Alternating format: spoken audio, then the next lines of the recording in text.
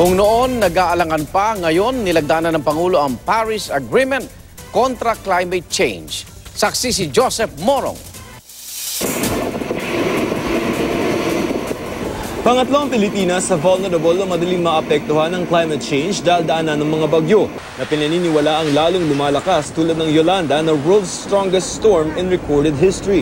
Kaya ikinagulat ng marami ang pag-aalangan ni Pangulong Rodrigo Duterte sa Paris Agreement kontra climate change noong nakaraang taon. You are trying to stem with an agreement na hanggang dito lang kayo, we maintain the present emission. Oh, that's stupid.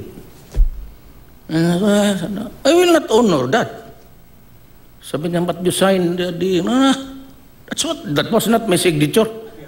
Sa kasunduan, babawasan ng mga bansang kalahok ang greenhouse gases at carbon emissions o usok na tumatrap sa init na pumapasok sa mundo.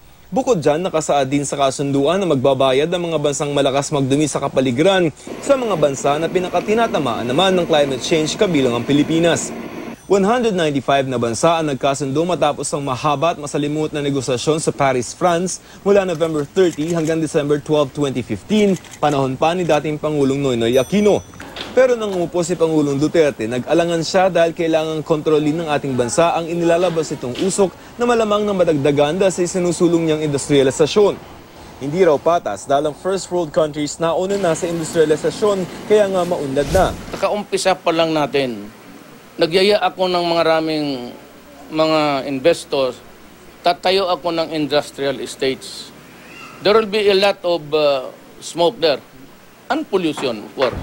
Pero sabi rin ng Pangulo, nananatili siyang bukas sa payo ng mga eksperto sa issue at maging ng kanyang gabinete. At kanina nga, tuluyan nagbago ang ihip ng hangin.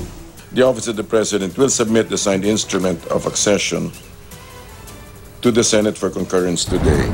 Ang bola para i-ratify o formal na kilalanin ng Paris Agreement nasa Senado na sinalatan ng Pangulo para sabihing matapos pag-aralan ay minabuti niyang pirmahan ito. Natanggap na yan ng Senado pero diringgin pa raw muna ng Committee on Foreign Relations at ididepensa sa plenaryo. Susubukan daw na ratifikahan ito bago magbakasyon ng Kongreso sa March 18. Ako si Joseph Morong, ang inyong saksi.